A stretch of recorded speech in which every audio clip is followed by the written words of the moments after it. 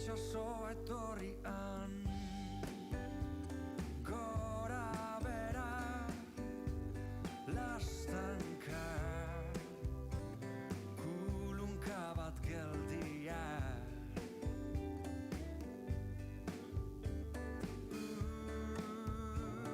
atzoko malekoia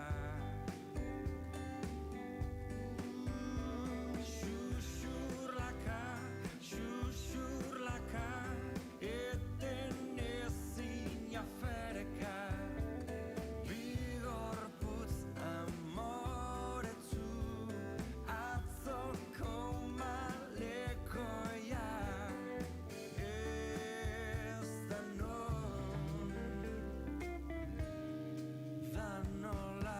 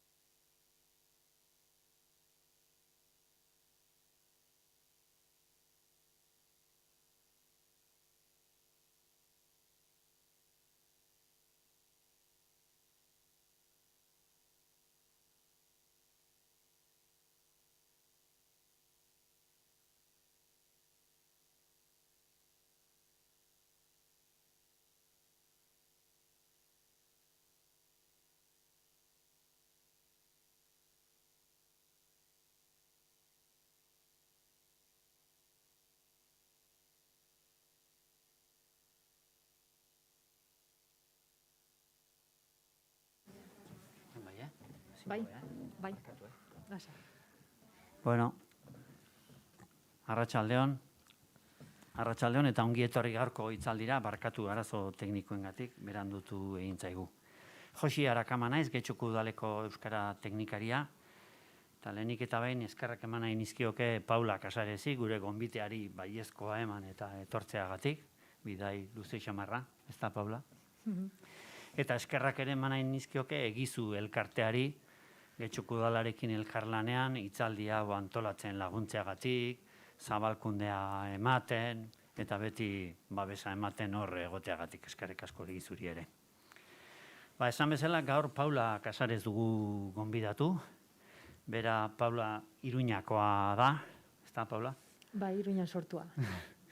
Baina pentsatu dugu agian bere kurrikulum aberatsa nik irakurri beharrean horrelako zera parrafada baten bidez, igual elkarrezketa bidez edo pixka eta orkestea bere kurrikuluna, ez da Paula?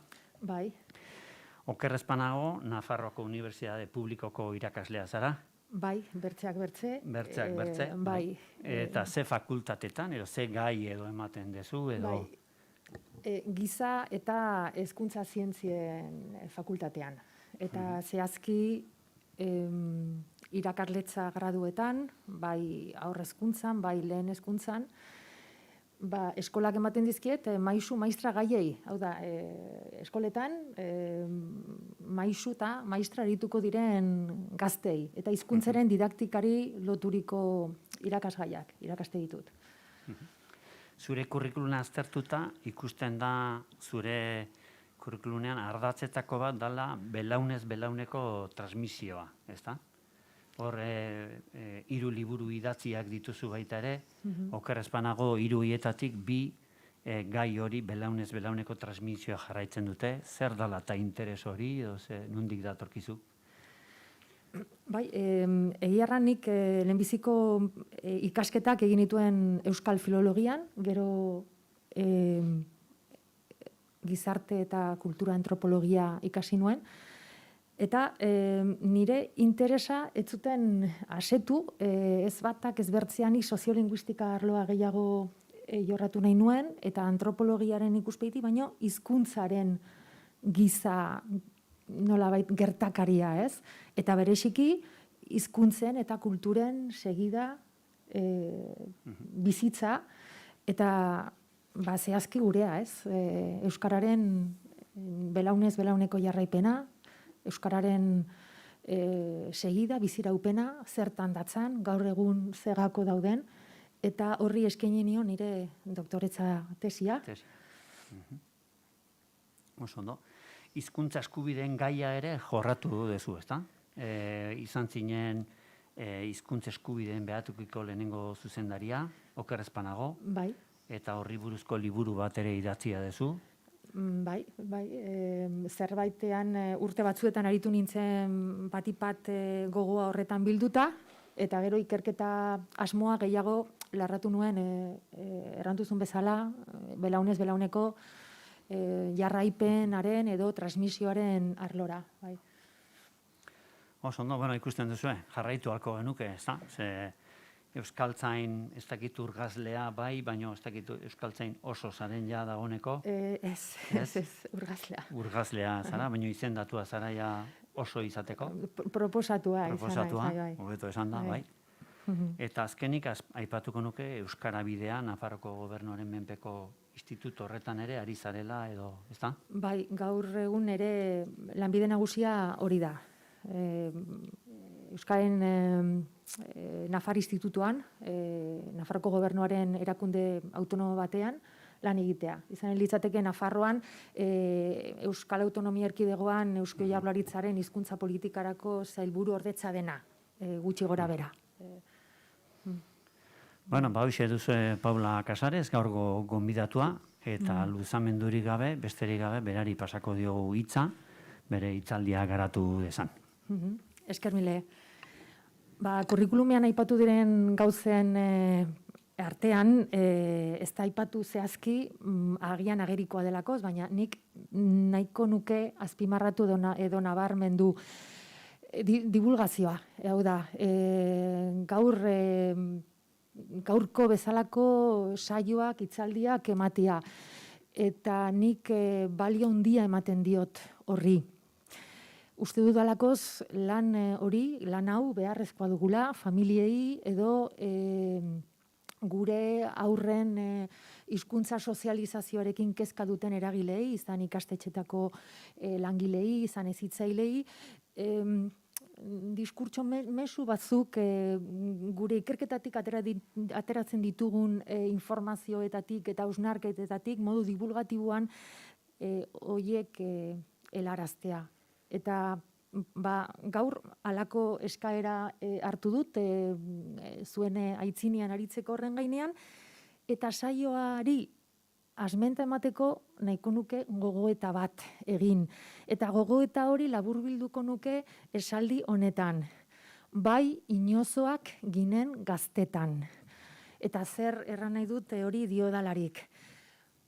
Duela 50 urte inguru, hasi zen gorpuzten euskara berreskuratzeko proiektu kolektiboa, behinpin guk orai bizi dugun honen nolabait aurrekari zuzena dena.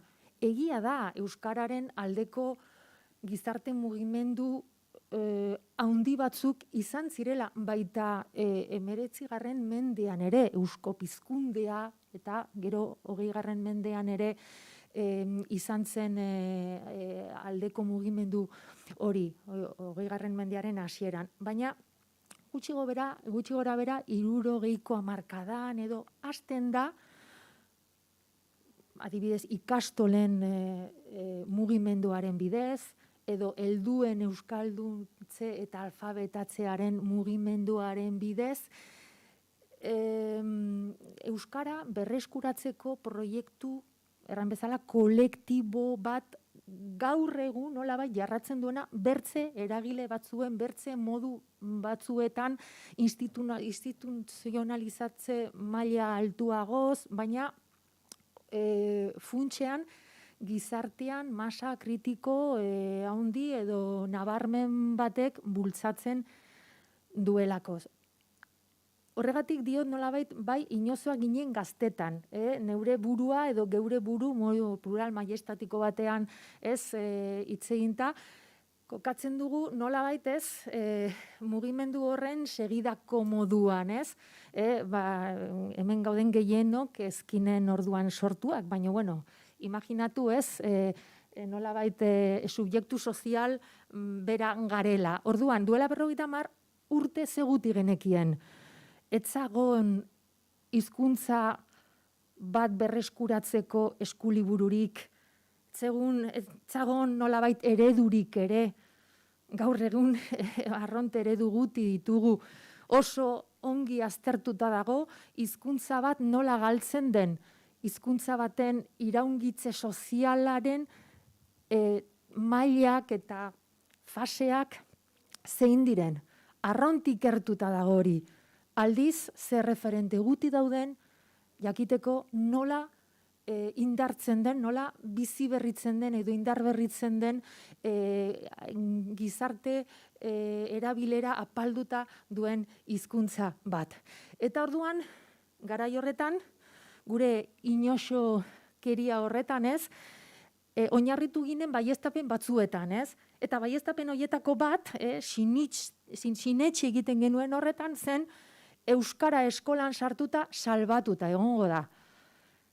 Eta horretara bideratu ziren hasierako indar gehienak euskara ikasgeletan sartzea, gero baita bertze arlo formaletan eta jasoetan ere, administrazioan, edabideetan, baina batipat eskoletan sartzeaena zen lehentasun erabatekoa. Hiztun berriak behar zirelakoz, eta bazagolakoz nola baiteko sinismen osoa eskolak dena konponduko zuela. Eskolan sartu aurrak, denbora bat pasatu, 12 urte, eta aterako zirela euskaldunduta, eta agian gehiago ere pentsatzen zen, ez? Eta hoiek, gaztetxo hoiek, agian lanbide heziketa bat ikasita edo unibertsitatetik pasatuta, iritsiko ziren enpresetara, eta agian dena aldatuko zuten. Eta hola, etorriko zen euskararen egoera sozialaren aldaketa. Zein oso ginen. Iritsiko da enpresa batera bekario bat, eta horrek aldatuko du enpresaren kudeaketa linguistikoaren eta hizkuntzen inguruko kultura. Bekari horrek aldatuko du dena. Aurrak aterako dira eskolatik eta haiek aldatuko digute mundua, plaza, gure harremanak. Ikusi dugu ez dela. Axioma hau zen egia, baina orai dakigu, orduan ez. Are gehiago, pentsatzen zen, aurrei eskolan euskaraz irakasten bazaie, euskaraz egingo dute eskolatik kanpo. Eta jakin izan bagenu orai komunikazioaren inguruan dakiguna, zertaz orai badakigu, ez dela esperatzen ahal inolaz ere ikasgela bezalako toki batian gertatzen den komunikazio hori, erabat ezberdina den bertze egoera komunikatibo batean, plazan edo jolas librean errepikatuko denik. Transferentzia hori modu naturalean gertatuko denik esperatzia ez dago. Ez dugu zertaz pentsatu per se horrela gertatuko denik. Bertze gauza bada pentsatzea zer egin dezakegun transferentzia hori ahalbidetzeko edo hori errasteko. Baina hori esperatzia, nola euskaraz ikasten baitute, aterako dira eta euskaraz hasiko dira jolasian. Ikusten dugu ezetz, baina ez genekien, baina hori espero ginuen. Eta are gehiago, hizkuntza berreskuratzeko prozesua, galtzeko prozesua alderantziz ibiltzea baino ez da. Hori ezagutu dut nik, ahitu dut, eta duela gutxi irakurri Kataluniako soziolinguista baten lanetan. Nola euskara galtzeko prozesua dela azken batean, euskara berreskuratzia dela azken batean galtzeko prozesuari buelta ematea. Ibilitako bidea alderantziz ibiltzea. Hori ez da hala. Nik ikertu dut nire doktore tesian Nafarroan, baina Nafarroan bezala Euskal Herri osoan erranen nukenik hori zabal daitekela. Hainbat herritan euskara nola galdu zen familietan, azken batean hiztunen nolabait biografia linguistikoetan nola galdu zen, eta gertatu zena izan zen euskarak betetzen zituen harremanak erderak hartu zituela. Hizkuntza batek bertzea ordezkatu zuen, dena delako arrazoiengatik. Eta ez beti norabide berean, ez beti molde berean, baina hori gertatu zen. Hizkuntza batek betetzen zituen funtzio sozialak bertze batek hartu zituen. Eta gaur egun aldiz, gertatzen ari dena edo gertatzia nahiko genukena edo gure kontestua ez da inolaz ere alakoa. Guari gara, saiatzen, hizkuntza historikoa, hizkuntza bertakoa, sozialki sendotzen, gure aurrak hizkuntza horretan sozializatzen, hiztunak izan daitezen etorkizunean, baina ezein familiak ez du zalantzan auzitan jartzen, gaztelania ere ongi jakitea ondela, eta atzerriko hizkuntza bat behin bin, ez badira gehiago, aurre jakitea ere desiragarria dela, eta ordun gauden testu inguruak ez du inolaz ere zer ikustekorik ordezkatze horrekin. Orai, hizkuntza egoera konplexuago batean bizi gara. Eta gure aurrak aniztunak izanen dira. Dagoeneko seguruanik badira. Ja, adin batean dauden aurrak. Batzutan oso txikitatik ere. Oda, hizkuntzekin ditugun harremanak bertzelakoak dira. Eta horrek egiten du, erabat ezberdin, euskara nola galdu zen duela hamarkada batzuetako edo 100 urtetako gertaera hori eta gaur egun duguna. Beraz, gogoeta hori eginta, zein da saioaren helburua? Azken batean, izan guraso, izan ikastetxeetako maisu maistra, irakasle, hezitzaile, aurren nolabait hizkuntza hastearekin kezka duen oro, jabearaztea, nolabait ohartzea, ze garrantzitsua den aurraren euskararen motxila betetzea. Eta ze erran nahi dut metafora horrekin. Imaginatu hiztunak dakien hizkuntza bakoitza dela bizkarrean daraman motxila bat. Euskaraz ongi baldin badakizu, euskararen motxila eramanen duzu ongi pausatua bizkarrean. Bertze hizkuntza bat baldin badakizu, gaztelania adibidez, motxila hori ere eramanen duzu horren gainetik, bertzearen gainean, ongi sartuta bizkarrean. Hirugarren hizkuntza bat baldin badakizu, baina agian ez hain ongi, agian ez bi besoetatik sartuta, baina dilinden eramanen duzu sorbaldatik, hirugarren motxila hori edo laugarrena edo dena delakoa. Hau da, hizkuntzak dira gurekin eramanen ditugun zorroak, ezagutza, bizipen, emozio eta modu metaforikoan. Eta azken batean, irudikatu nahi dugu umearen bizitzan, euskaraz jakitia izan daiteken euskararen motxila hori, aurrak ez duela inoiz pentsatuko zertarako daramat pisu hau bizkarrean, ez? Zertarako balio dit, bizitzaren bide luzean. Ez genuke inoiz nahi izanen berak hori sentitzea, zertarako daramanik euskararen motxila pisu hau. Eta ez dezala inoiz sentitu tentazioa bazter usteko motxila hori. Eta hori ez da gertatuko, azken batean, hiztunak beti eramanen du gustoz eta gogoz hizkuntzaren motxila hori, baldin eta uste baldin badu motxila horren barnean dagoena garrantzitsua zaiola. Importantea zaiola. Eta importantzia hori arron subjektiboa izan daiteke. Bere emozioak, bere harremanak, bere identitatea, ni zer dakit, ez? Eta modu metaforiko horretan, Euskararen motxila hori ze bizipen dituen aurrak euskararekin txikitatik hasi behar da betetzen.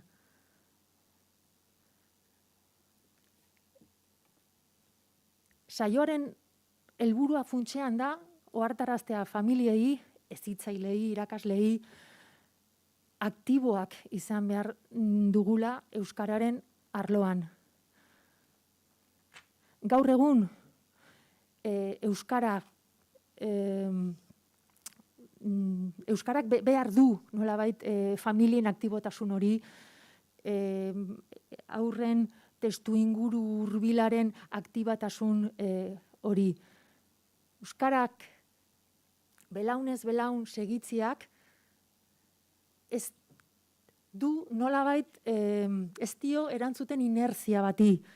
Gaur egun hizkuntza egoera konplexu honetan, hainbat hizkuntzak betetzen duelari gure egunerokoa, bermatzeko euskarak izanen duela bere espazioa, aurraren haurtzarotik izanen duela bere tokia, aurrak izanen duela bere harremana hizkuntzarekin, importantea da familiak eta aurrarekin nolabait harreman estua duten beste testuinguruetan aktibotasun hori izatea.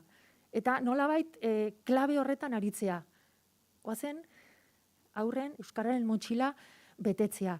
Goazen aurrei euskaraz bizipen positiboak, atseginak, harreman betegarriak, bizipen estetikoak eta kilikagarriak ematera. Hau da, has gaitezen orai gure aurren biharko autu subjektiboak elikatzen. Txikitatik aurrek ez bakarrik etxean, edo ez bakarrik eskolan, edo batzutan etxean eta eskolan, aurrarekin duten harreman hori zabaltzen baldin bada bertze bizipen batzuei esker, izan pantailen bidez hartzen dituzten input ludikoak, edo plazan edo eskolaz kanpoko jardueretan garatzen dituzten harremanetan, edo horri guztiak eginen du, kontxo, aur horrendako, euskararen motxila horretan daramana garrantzitsua izatea. Eta horretan, txikitatik puzten eta berasten ari den motxila horrek lagunduko du, nerabezaroan, gazte aroan, bertze hizkuntza aunitz gehiago jakinta ere euskarari eustea. Gure aurrak nahiko ginuke azkenean, biharamunean diot edo etorkizunean, euskaldun eleaniztunak izatea. Hizkuntzak segituko du, belaunez belaun jarraituko du, baldin eta hizkuntza gehiago jakinta ere, eta ongi jakinta ere, hiztunok hautatzen baldin badugu, aldelarik, biztan da, euskaraz egitea. Gurea bezalako hizkuntzen eta kulturen bizitzaren atzean kontzeptu hori dago, hautuarena. Eta alde horretatik, gure aurrek ez dute zer ikustekorik duela 100 urteko euskaldunekin, euskaldun tipologiarekin. Euskaldunak izan ere ordukoak eta oraikoak. Gure oraiko aurrek hizkuntza gehiago dakizkitelakoz. Hau da, haien mintza jardunaren atzean autu bat dago. Haien konsumo kulturalen atzean autu bat dago. Eta orduan, autu hori, erran bezala, gurea bezalako kultura eta hizkuntza tipien bizitzaren oinarrian dagoen kontzeptu hori, gure alde jokatzeko, gure bizirautearen alde jokatzeko dauden gakoak, haurtzarotik, bertatik, lantzen hasten aldira. Horretarako diot, garrantzitsua dela, familiak aktiboak izatea, eta aurraren inguruko eragileak ere aktiboak izatea. Hori elikatzeko, motxila hori betetzeko. Gaur egun euskararen transmisioak hori behar du. Familiaren aktibotasuna behar du. Garbi da. Utzi telebistaren mandoa aurraren eskutan. Utzi. Ze leku izanen luke euskarak. Utzi aurra pantaien konsumo inerzian. Utzi. Ze leku izanen luke euskarak. Utzi aurra plazan bertzeri gabe, berari espazio komunikatiboak euskaraz ere bermatuko diotela lehen etxigabe, utzi aurra plazan. Ze leku izanen luke euskarak. Baldin eta bizi gara, biztan da, euskararen erabilera nola baiteko inertzia sozial batean dagoen testu inguru batean, bueno, aktibotasun horren agian beharra ez da hain ezin bertzekoa, baina nun bizi gara. Seguraski gehitxon bizi zarete edo inguruan, ni Iruñan bizi naizen bezala. Eta aktibotasun hori nik ikusten dut beharrezkoa. Segi dezagun aintzine, zergatik eskatu gure aurren hizkuntza portaerez. Galdera horri erantzuteko bertze galdera bat egin natzuek, zer da hizkuntza jakitea? Hizkuntza jakitea maiz alderdi kognitiboari lotzen zaio, jakiteari. Are gehiago, hizkuntza jakitea behar akademiko batekin lotzeko joera dago, eskolako betekizun batekin harremantzen da, ez? Baina askoz gehiago ere bada, ez dut erran nahi hori ez denik, baina hori baino askoz ere gehiago bada hizkuntza jakitea. Hizkuntza jakitea batipat baliabidea da, baliabide bat, errekurtso bat hiztunaren dako. Bere behar komunikatiboi erantzuteko aukera ematen diona. Eta baliabide hori arront garrantzitsua da, hastekoz segurtasun pertsonalerako ere. Ez gara hartzen, ze segurtasun pertsonalaren iturri handia den hizkuntza, ongi ez dakigun hizkuntza batean mintzatu behar dugun arteo. Ze inseguritate. Aldiz, ongi dakizun hizkuntza batean ari zarelarik, ongi eta eroso ari baldin bazara mintzatzen ari zaren hizkuntzan, sentitzen duzularik hizkuntza horrek zure behar linguistiko guztiei asetzeko moduko dela eta sentitzen baldin bazara hizkuntza horretan nolabait metaforikoki errateko zure larrua azal linguistikoan ari zarela, zu zeu zarela, hori bezalako segurtasun pertsonalen iturririk ez dago. Hori pertsona baten dako sekuleko nolabait kapital ikustezina da. Pertsonak berarekin daramana. Eta baliabide hori, nahi duena errateko, gainera nahi duen moduan eta xehetasunez errateko ahalmen hori, hori da, nik uste dut, geure aurrendako hizkuntzarekiko paratu behar dugun helburua. Hori nahi dugu gure aurrendako. Euskara izatea haiendako baliabide bat. Baliabide egokia bere behar komunikatibo guztiei erantzuteko. Izan akademikoak, baino sozialak ere bai. Eta ludikoak, eta emozionalak, eta orduan, hizkuntzaren gainean dugun ikuspegi hori, erran bezala maiz akademikoa dena, hori zabaldu, eta baliostatzia eskolatik kanpo hizkuntza erabiltzeak hiztunari ematen dion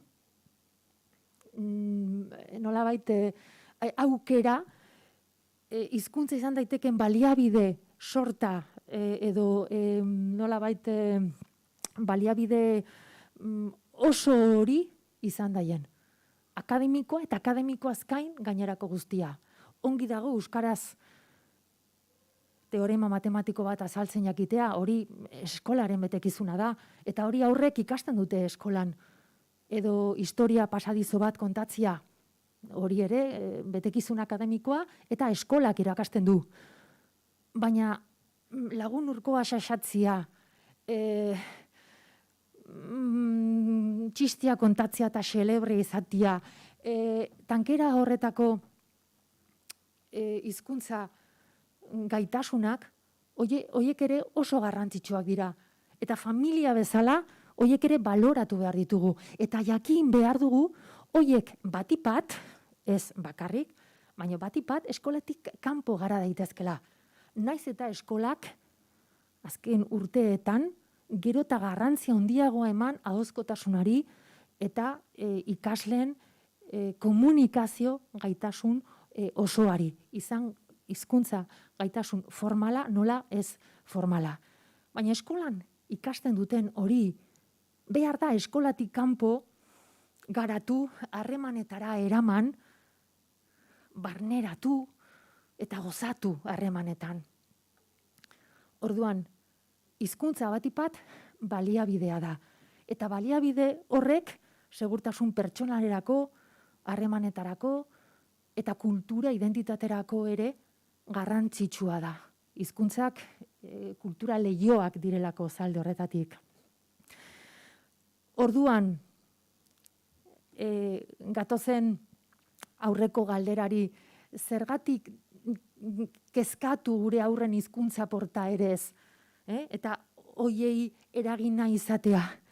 Kontxo, laguntzen diegulakoz, euskaraz eroso, sentitzen euskaraz nolabait euskara izan dakieken baliabide oso hori izaten, hori da gure helburua. Euskara izan daiela jendako baliabide komunikatibo osoa. Eta izue, bertze hizkuntza batzuetan ere garatzen baldin bada, primeran. Baina euskarak garatzeko elementu batzuk ziurtatu behar dira. Bizi garen, egoera soziolinguistikoan bizi garelakoz, eta gaur egun nolabait euskararen aldeko inertzia sozialik ez dago. Ez plazan, ez pantailetan. Orduan gure aktibotasuna etxetik eta ikastetxetik importante izan daiteke. Ordu gure aurra, motxiladuna, eta orduan zein dira aurraren hizkuntza portaerei eragiten dioten faktoreak. Hoiei nolabait eragin nahi diegu, baina zein dira eta zein egon daitezke familiaren eta ikastetxearen esku. Alde batetik familia dugu. Familian gertatzen da hizkuntza jabetze prozesua, hasieratik, prozesu hori ez da bakarrik gertatzen familian. Gero aurraren nolabait gizarte bizipenen bidez eta elikatzen da. Badira aurrak, nire adibidez, euskaraz egiten dugu etxean, baina ez dakit nun ikasi duen erdera. Baina ikasi du, segurazki bere berdinen bidez ere aurreskolan, eta bertze helduei ahitzen dielakoz, eta pantailen inputa, eta hau da, familia, eta inguru hurbila, edo, ez dakit, aur bakoitzaren bizipenen arabera, ez? Eta familiak egiten aldu, gurasoak edo guraso bat behinpin euskalduna den kasuetan, hizkuntza eman, irakatsi, transmititu, baina ez badira euskaldunak, haunitz du egiteko familiak. Hori ere errebindikatu behar da. Eta ikastetxeetan ere, nik uste dut, ongi dagola familia horiek ere alduntzea, enpoderatzea pixka bat. Ezin duzu euskara irakatsi, ez dakizuelakoz, ezin duzu transmititu, baina euskararen aldeko eta oro har hizkuntzak irakastearen aldeko jarrera eta balio positiboak ematen aldira. Hau da, motibatzeak ez du euskararekin zer ikustekorik. Motibatzia azken batean gurasoen jarrera bat da. Eta guraso euskaldunek nola euskaraz ez dakitenek egin dezakete. Eta gero, familia guztien esku ere egonen litzateke erabiltzeko aukerak ematea. Familia euskaldunen kasuan, erabiltzeko aukera hoiek bermatu, etxetik kanpo batipat, etxean nolabait euskarari bere tokia emateko nolabait erabakiak hartu baldin baditu. Baina gurasook une oro ari gara hartzen erabakiak hizkuntzarekin zer ikusteko dutenak. Eta horregatik, euskararen aintzat hartzea, irizpide izatea, nolabait, hori da azken batean, lehenago aipatu datzuedan, guraso aktibo izate hori, ez? Hizkuntzarena, hor, pentsatu, ez? Pentsatu adibidez, eskolatik kanpoko jarduerak hautatu behar baldin baditut, pentsatu, jarduera horiek hizkuntza ikasten segitzeko aukera da. Aukera dira. Jarduera horiek lagunduko diote aurrari, ongi pasatzeaz gain, dena delako jarduera egiteaz gain, izan kirola, izan musika, lagunduko diote hizkuntza txertatzen beren harremanetan, gogoko jardueretan, hizkuntza horretan gozatzen, eta tankera horretako erabiltzeko aukerak. Etxetik atera gabe ere sortzen dira hainbat aukera hizkuntza bizitzeko, etxeko aisialdian adibidez, jostaldietan edo pantaila bidezko aisialdi horretan, hizkuntzak mediatizatutako jarduerak dira. Eta erran bezala, oso txikia direlarik, eta ez hain txikia direlarik, gutxi gora bera, badugu modua, euskarak ere izanen duela hor bere presentzia bermatzeko. Hori da, azken batean, familiari dagokion rola aurraren hizkuntzaren jabetze horretan. Ez dagona erabat lotuta diot berriz ere gurasoen hizkuntza gaitasunari. Hori da alderdi bat, baina baldintza hori ez duten familiek, hau da, euskaraz ez dakitenek ere, rol garrantzitsua dute, funtsezkoa dute prozesu honetan. Eta ikusarazi behar zaie. Prozesu horren osagarri ikastetxea da. Baina ikastetxeak du hasieratik denbora muga handia. Gertatzen dena da, uste dugula, ikastetxeak duela, benetan duen, baina unitzez ere tokia handiagoa gure aurren bizitzan. Oroar hori pentsatzen dugu. Galdetzen baldin badatzu eta adibidez, ardezagun, aur hezkuntzan edo lehen hezkuntzan dagoen ikasle bat. Ikasle horren urtebeteko bizitza hartu, urtebete. Eta kenduko diogu urtebete horri aurra lo dagoen denbora, eguneko 9 ordu. Eta geldituko gara aurra esnaturik dagoen denborarekin. Bakarrik esna orduekin edo jarduera edo aktibitate denborarekin geldituko gara. Zuen ustez, esna orduen ze portzentaje ematen du aurrak ikasgelan? Urteko esna orduen ze portzentaje?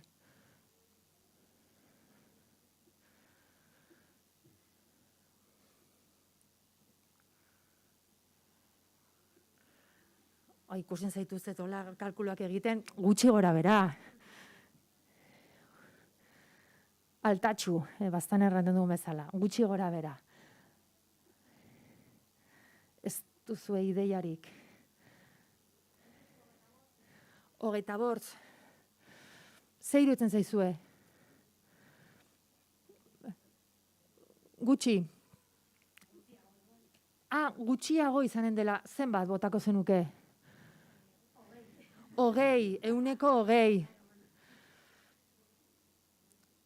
Pues 25 gutxi isko da, ez? 20 erranduzu. Eta bakizu honitz ere gutiago dela.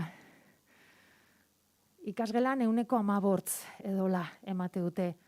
Ikasgelan, ez euskaraz jarduten edo euskaraz ahitzen. Aurrak kurrikulumean hizkuntza gehiago dituelakoz. Eta hizkuntza hoiek gaztelaniak eta ingelesak eredu batean ari naiz, Osea, euskaraz eskolatu dugu aurra eta ze pentsatzen dugu. Eune euskaraz ematen du, egunero euskarazu. Eskolara doa. Eskolara doa, osea, bere jarduera nagusia baliz bezala eta egia da, eskolara doala, baina eskolatik kanpo bizitza uniz dago. Hori da ideia. Eta orduan, urtebeteko esna orduen 15 inguru ematen baldin badu eskolan, behitu gainerako guztia hortik kanpo dago. Ez?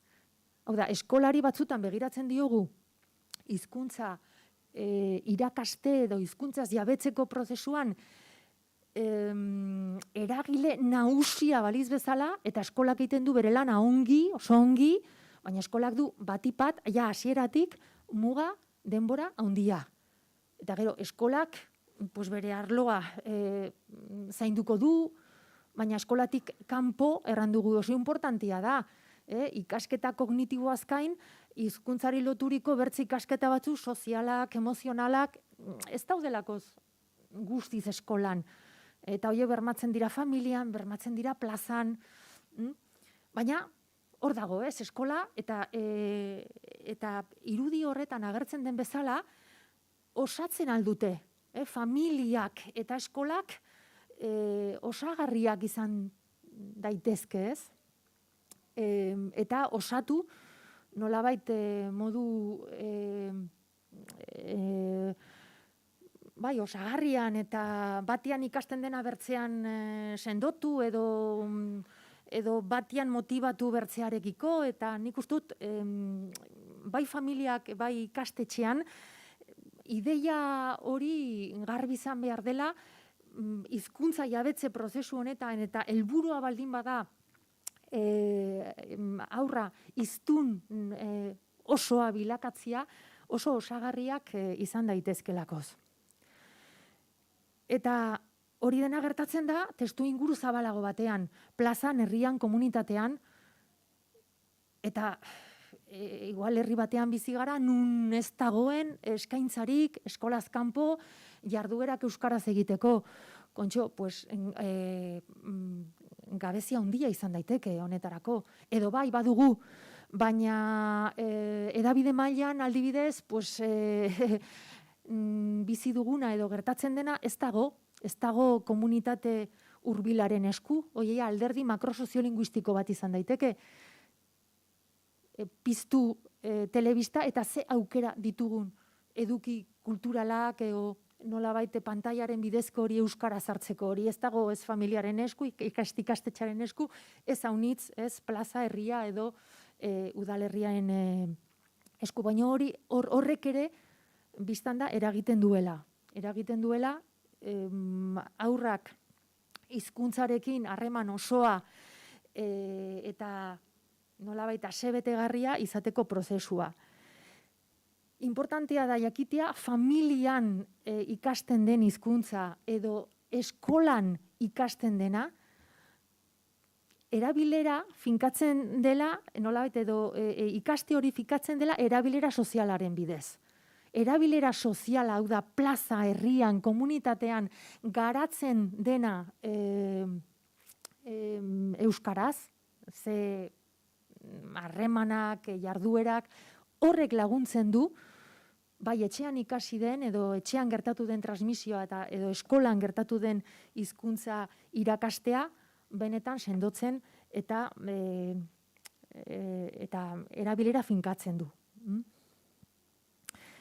Orduan, batipat familian fokalizatu dut pixka bat ekarpenak, baina nik uste dut interesgarria zaizuela ikastetxetatik heldu baldin bazarete, gero zuek nolabait transmisore lana edo egiten alduzuelakoz, eta zuek zarete, ari naiz orai hemen zaudeten maisu maistreendako, preskriptorerik honenak maiz aldiz, tutore zaretelakoz, eta zuek erraten duzuena familiek bereziki arreta sartzen dutelakoz, eta orduan iruditzen zait familiei mezuak helarazteko eskolak berak garrantzia handia duela, nolabait transmisore lan hori esateko.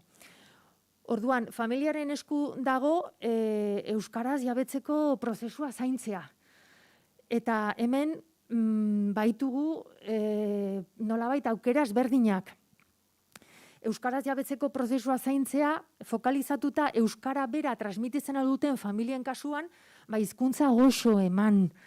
Familian, etxean, garatzen diren harreman emozional eta nolabait estu eta maitasunezko horiek, horiek dira hasieratik aurraren nolabait uniberso txikia. Eta aurraren astea finkatzen eta oinarritzen duen nolabait sare sozial, maitasunezko lokarri ez eratua, nolabait. Horretan, samurtasuna, emozioa, konplizitateak, horretan guztian hizkuntza sartzea,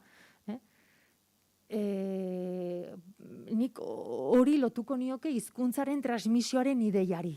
Hizkuntzaren transmisioa eta bakarrik hizkuntza irakastea, hizkuntza erabiltzea nolabait funtzionalitate komunikatibo hutsez. Hizkuntza sartzea gure harremanetan, hizkuntza ez doa inoiz bakarrik, hori importantea da ikustea. Hizkuntzare beti lotzen dizkiogu emozioak, balioak, sentimendua, bizipenak, eta aurraren hasierako bizipen goxo, xamur eta maitasunezko horietan hizkuntza sartzea, nik uste dut hori dela familia euskaldunetan edo guraso bat binpin euskalduna duten horietan egin daiteke nolabait hizkuntza emate goerarik hoberena. Hizkuntza ikastea sustatu. Egia da, hizkuntzaz jabetzeko genetikoki prestatuta heldu garela mundura, bai hori hala da. Baina behar ditugu ondoan hizkuntza horretan arituko diren erran behar nuen helduak, baina ez beti helduak. Arituko direnak. Eta prozesu hori egia da modu berez gertatzen dela.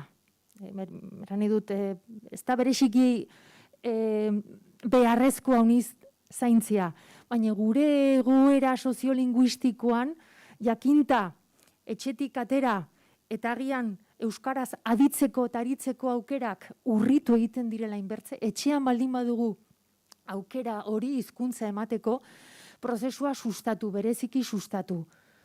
Eta zer nahi dut sustatzearekin?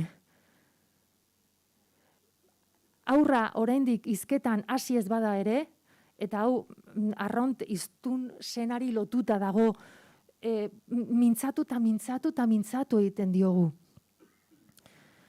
Badakigu ez digula erantzunen, baina heldu baten ondoan lasai isilik egon gintezke, baina aur baten ondoan normalean hiztunago bihurtzen gara. Ze sen ona hiztun moduan dugunok, eta nola laguntzen dion horrek hizkuntza jabetzeko prozesuari. Hizkuntza ematia, ez? Kontatzia, iduridu, ez? Irrati moduan ari zarela, erraten zer egiten ari garen, nora goazen, agerikoa da, baina zu kontatu egiten duzu, eta nola indugun, eta zer, eta bitu zer dago, nor, deskribatu, kontatu, azaldu.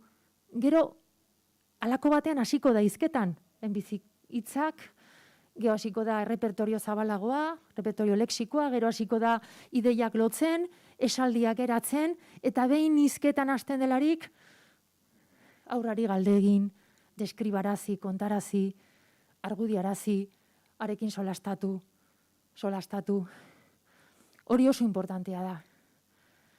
Eta oso importantea da jakitea gainera, euskarari laguntzen diola, gero eskolan eta irakasle maiz erran izan didate, nabari dela, zein aurrek, zein ikaslek du erabilera diskurtsibo horietan aritzeko ohitura etxean, ipuina kontatzeko, aitzeko, narratzeko, deskribatzeko, eta laguntzen diela horrek gero eskolakoa den eginkizun batzuei erantzuteko. Baina importantea dena, euskaraz egiten baldin bada primeran, baina euskara ez bada, eta familia horren hizkuntzan, izan gaztelania edo izan bertze hizkuntza batean egiten dena ere, baliagarria da gero eskolan landuko den euskaraz eginen diren ikasketa hoiekin. Hau da, lanketa diskurtsiboak ere transferitzen aldira, aurrak ikasiko dituen hizkuntza berrietara kontatzeko moduak, ez dira beti berberak hizkuntza guztietan, baina noiz hizkuntza batean landu diren, horrek beti lagunduko dio bertzi hizkuntza batean garatzen diren erabilera diskurtsibo berezi horiek lantzeko. Beraz, erraten ari naizen hau, badirudi oso agerikoa dela, baina nik iduri dut aurrekin aritzeko eta hizketan aritzeko denbora behar da. Denbora behar da. Eta errandudan hau, aritzeko hizketan eta deskribatu, eta saldu, eta kontatu, tartu liburua, eta ikusi dugu marrazki bizuna, eta kontatu, eta zer gertatu zaio, eta zergatik uste duzu, erdaki zer, eta denbora behar da. Eta nik uste dut, orai, etxeetako hizkuntza produkzioa gutxitu zaikula inbertze. Agian nire percepzio subjektibo hutsa da, baina maiz pantailei begira egoten gara, eta lehenago solasak betetzen zuen denbora, orai isiltasun eta gainera oso bakoitzak bere pantailatxoarekin ibiltze horretan, edo ibiltze horrek ordezkatu du, ez? Orduan hitz egiteko ohiturak, jarrera proaktiboak hizkuntza erabiltzeko, orduan sustatu, hizkuntza jabetzeko prozesua sustatu, piztu, aberastu, beti, garrantzia eman, ez? Hizkuntzaren gozatze horri. Gero, hizkuntza erabileran eredu izan, bai kalitatean, baina portaeretan ere bai, portaeretan. Aurreneko hilabetetan, aritu naiz, eskatu zidatelakoz, aurren aurrean, helduok heldu izeneko ekimenaren barnean, hitzaldi batzuk ematen. Eta ekimen horrek hori jotzen zuen batipat, ez? Helduak eredu garela aurrendako. Eta aurrak ikasten duela hizkuntza eta hizkuntzarekin batera ikasten duela hizkuntza erabiltzeko molde sozialak. Zer den normala? Norekin aritu euskaraz, norekin ez, nun aritu nun ez, leku batean sartuta lehen hitza zein den normala egitea, eta portaera horiek, ez? Eta hori zaintzea eta horretaz jabe izatea, ez?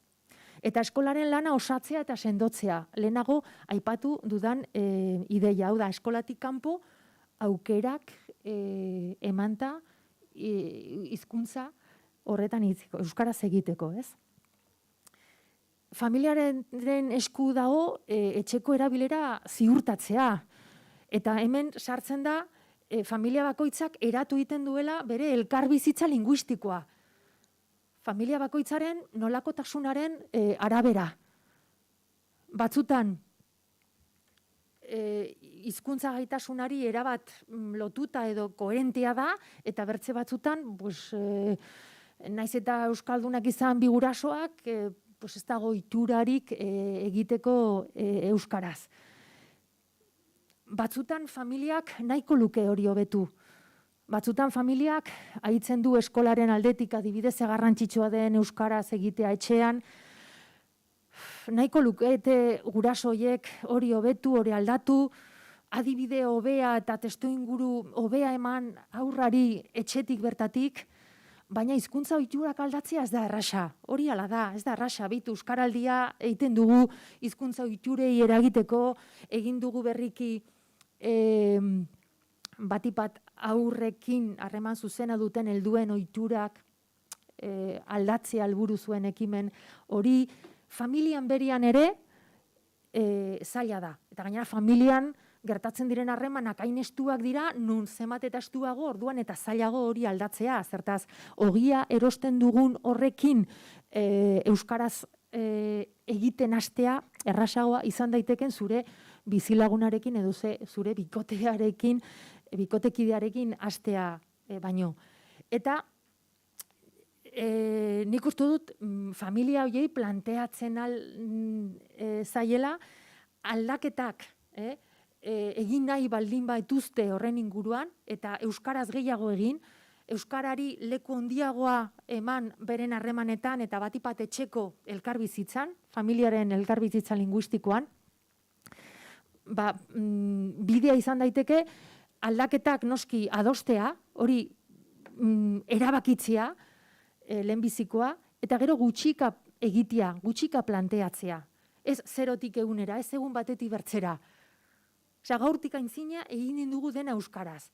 Kontxo, agian horrek ongi aterako, hori ongi aterako da, baina seguruenik frustrazioa ekarriko du, ezin duzulakoz hain aldaketa handia, hain modu braustakoan edo nolabait erabatekoan egin, ez? Orduan gutxikastea, hasten aldira guraso horiek hautatzen egoera bat, adibidez familiako kide guztiak elkarrekin dauden egoera bat, afaltzeko ordua adibidez, eta afaltzeko ordua euskaraz eginen dugu. Eta hizkuntzarena da hastea, trebatzea, gero eta erosoago sentitzea, eta afaltzeko ordua akitzen delarik, bueno, pues ja egin dugu, ez? Bihar berriz, ze gertatzen da? Segurazki iritsiko da momentua, nun afaltzeko ordua akitu da, afaria akitu da, jarri gara ja sofan denok, eta segitzen dugu euskaraz. Azken batean, hizkuntza ohiturak errutinetan sartuta, eta gutxika hasita edatzen aldira errasago, ezen ez egun batetik bertzera. Eo bertzegoera bat, hori noski familia bakoitzak hautatzekoa.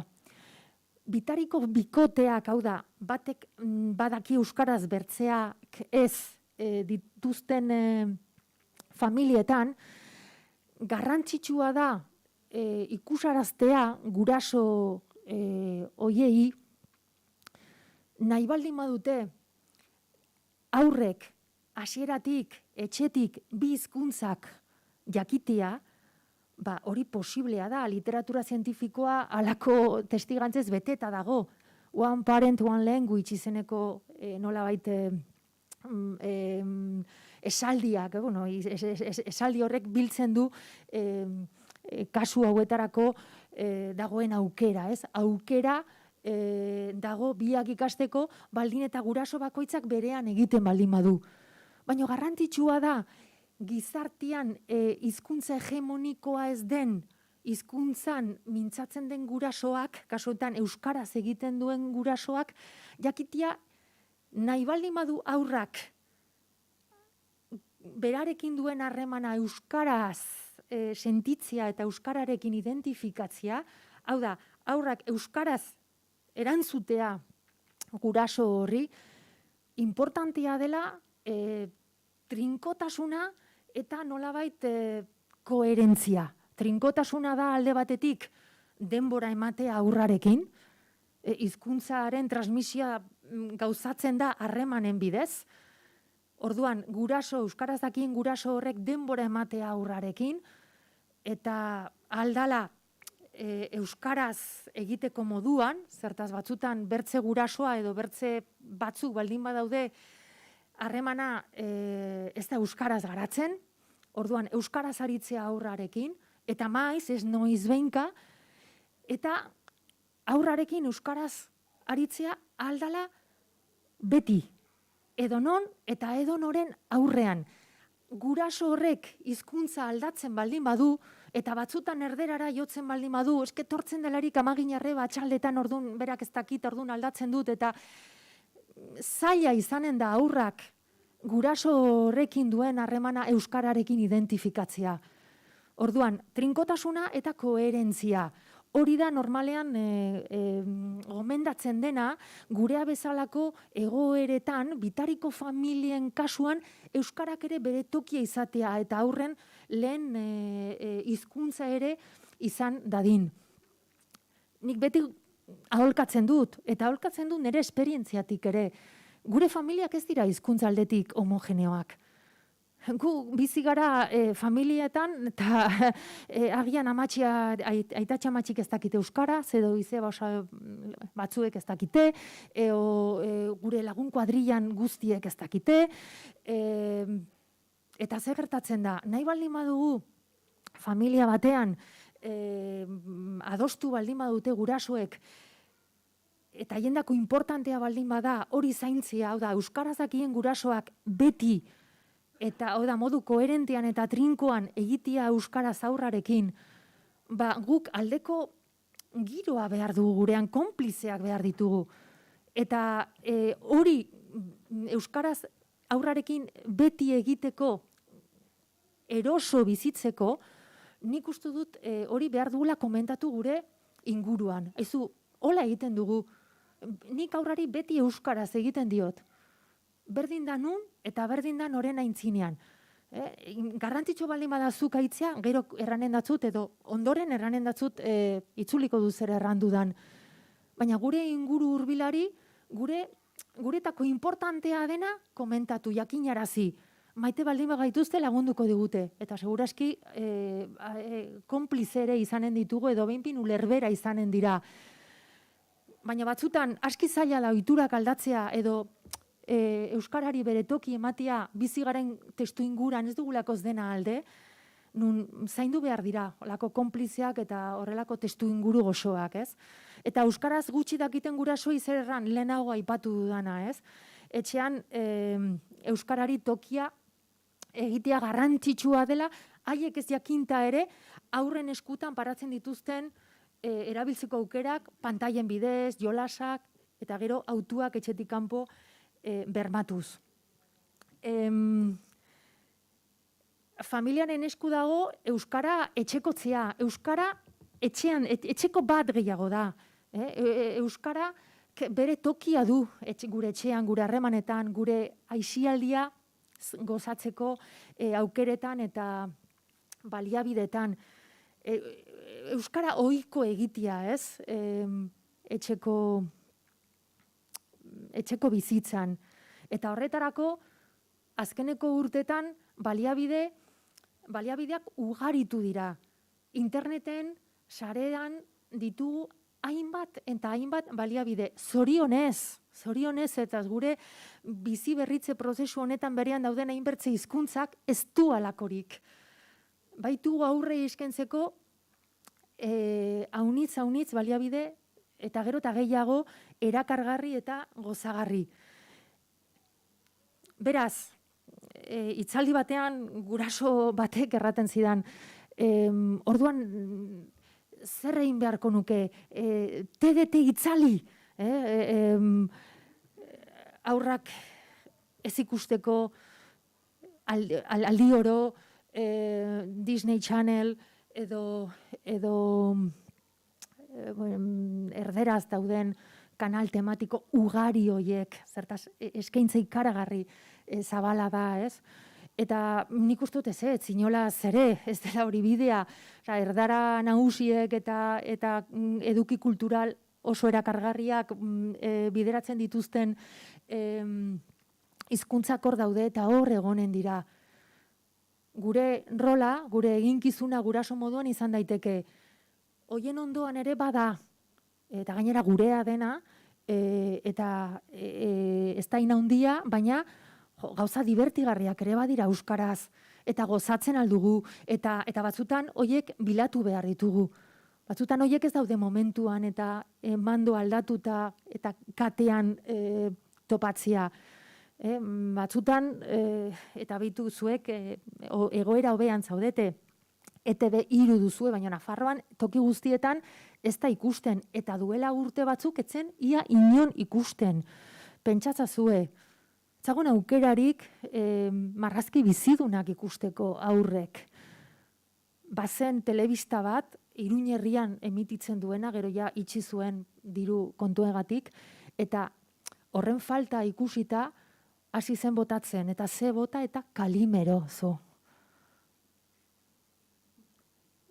Kalimero nik ikusten nuen. Pentsazazue, aurrak emandoa eskutan aldatu, eta Kalimero. Urrengoan eta La Patrulla Kanina. Kolore saturatu hoiek, ordenagailuz indako marrazki bizidunak. Pues batzutan konturatzen gara, adibide moduan, ez, baina euskara batzutan ezin duela konpetitu hola, ez, merkatu librean, laissez-faire, nolabait, ez, hautatuko dute aurrek, baina eske ez dute berdintasunean hautatzen. Eta hor behar da guraso aktibo bat, kasu honetan, eta orain ikusiko dugu, bai, eman dugu ratoska bat ikusten, ez, zure gogoko hori, eta orain paratuko dazut gauza bat, gustatuko zaizu seguro, divertigarria da, eta bermatu, euskararen bizipen hori ere izanen dutela. Euskarari inguru hurbilean eta harremanetan leku egitea eskolaz kanpoko munduaz ari naiz. Eskolak bermatzen duen 15, 10 hori ahondituko duena eta finkatzen lagunduko duena.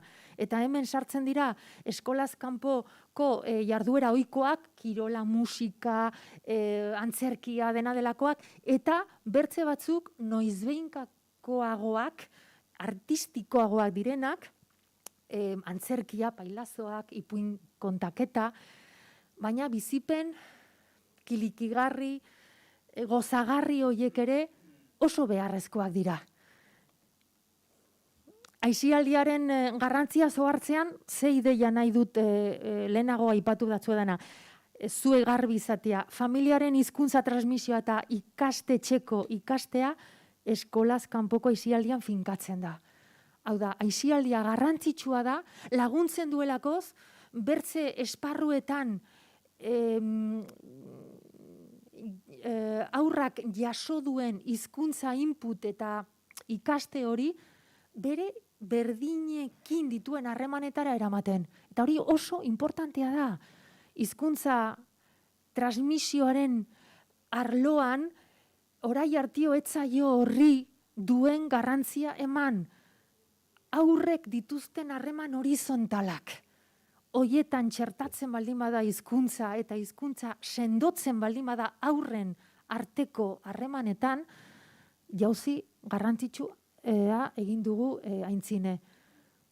Orduan, ez bakarrik goitik berako harreman vertikal hoietan, garrantzi eman euskaraz gara dezaten beren adinkideekin. Oso importantea da hori. Aipatu ditudan bizipen kilikagarri horiek, hizkuntzaren bidezko aktibitate artistikoei loturik, antzerkia, musika, pailazoak, eta horiek bereziki garrantzitsuak dira. Euskarari loturiko bizipenak, erreferenteak eta balioak ezartzen laguntzen dutelakoz. Eta balio horiek ez badira, hizkuntzari loturikoak, bertze hizkuntzetan lantzen direnak nagusitzen dira. Eta erdaraz erreferente hola daude. Hola, aur txiki-txikietatik hasita. Pantailaren bidez eta iristen zaizkienak. Eta euskaraz hoiek ere izateko aukera baldin badute aurrek, hain naiz musikaz, literaturaz, zineaz eta halako ez ari naiz. Hoiek indartzen dute hizkuntzarekin duten atxikimendua eta hizkuntzaren bidezko bizipen hori, ez? Eta euskaraz egiteko ohitura sendotzen dute azkenean. Familiaren esku dago euskara erabilgarri egitea etxean berian. Ze gertatzen da gure testu inguruean, getxo batean edo Iruña batean. Bai, etxean egin dezakegu euskaraz, gutxi asko, eskolan agian dena, bai, baina eskolatik atera, eta aurrak agian ikusi du euskarak ez duela balio ogia erosteko. Euskaraz egiten den kale jarduerarik ez du ezagutu, non dago hizkuntzaren funtzionalitatea. Hori oso gauza oinarrizko ezain daiteke, baina etxean berean lantzen alda hori. Eta gauza niminoen bidez, gauza txikia garrantzitsuak dira. Nola hartu telefonoa? Ze hizkuntzetan utzi oharrak etxekoen artean? Ze hizkuntzetan egin erosketarako zerrenda? Eta horretarako gainera, ez da euskara uniz jakin behar. Eta aurrak inplikatzen alditugu zeregin txiki hoietan. Hizkuntzari funtzionalitate praktiko bat emanta. Erosketa egiteko zerrendan erabiltzea hizkuntza. Hori oso errutinario izan daiteke etxeko martxan, etxeko bizi moduan. Eta hizkuntzari lotzea gauza txiki horiek oso importantea da. Aurren ikusmolderako, oharpenarako. Eta orain ja bukatzen ari naiz, azken aurreko diapositiba da. Ume txikiez aritu naiz gehien bat orai artio, eta ze gertatzen da nerabezaroan, gaztearoan, ez? Helduen eragina ahultzen da, nagusitzen da berdinen eragina, eta berdinen gandik hartzen diren erreferenteak, eta taldekidea izatea, taldea osatzea, nerabek beren identitatea sendotu nahi dute, eta batzutan hori egiteko behar dute gurasoei kontra egin, eta horretan ere sartzen da hizkuntza, eta bertze ereduetara jotzen dute, sozializazio behar handiagoak dituzte, hori bizilegea da, guztiok izan gara nerabe eta gazte gure bizitzan. Eta hizkuntza da elementu bat, ez da kontua, ze gertatzen da nerabezaroan hizkuntza aldetik. Ze gertatzen da nerabezaroan eta hizkuntza tartean, ez?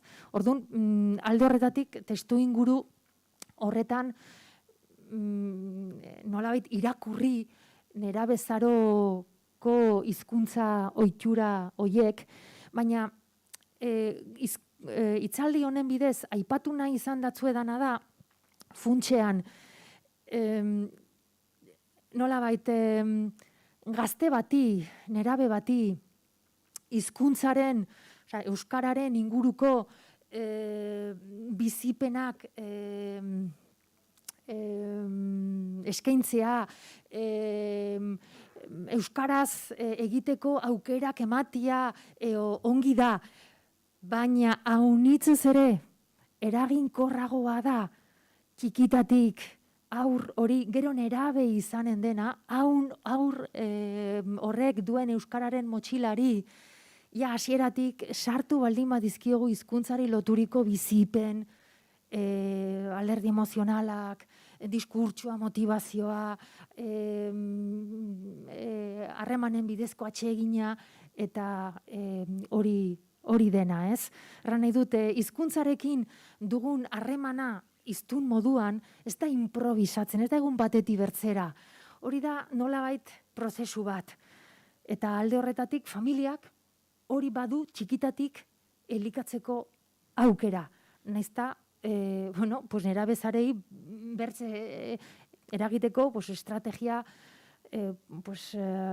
agian ez familiaren bidez, bertze estrategia batzuk pentsatu beharko genituzke. Eta ja, akitzeko, zer da azken batean kontatu nahi natzuena, edo zertan paratu dut indarra, bai gure aurrak euskaldun ele aniztun izanen dira, eta ja hola hasi nahi ditugu, eta euskararen motxila hori txikitatik betetzen lagundu, edo nolabait betetzeko klabe hori izan, guraso moduan eta maisu maistra moduan, Eta azken batean, egiten ari garena da, gure aurren biharko autu horiek elikatu. Ja, hasieratik elikatu. Esker mile.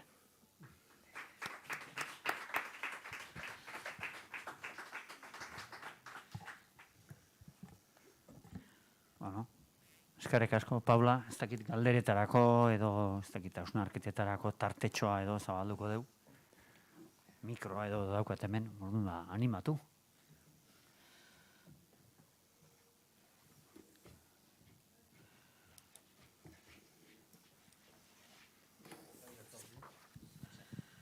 Arratsaldeon, gorka aurre. Eskerrik asko, Paula, guztiz ados, esan duzu zan, bueno, atal guztiekin. Gertatu jatana da, esaten joan zarean inean, burura torriataz hainbat egoera, hainbat inguru, eta hainbat adibidez, da? Behar bada, dana bildunean izanaz, baina zaila izan da. Egia da, familiak indar asko daukala, niretzat zutaberik handiena familia da. Eta familian eratzen diren oinarriak, familian sortzen diren zutabeak, familian sortzen diren ohiturak, familiak garrantzi moten dutzen garrantzia hizkuntzari hori da benetako zutabe. Nik ez dut inoiz ikastetxeengan euren nirea dan eginkizuna, nirea dan zeregin bat ikastetxearen eskuiniz jarri. Nireak diranak nireak dira eta ikastetxeak bere eginkizuna daukaz. Da nik uzot hori sarritan hor errakuntzan erortzen gaiala.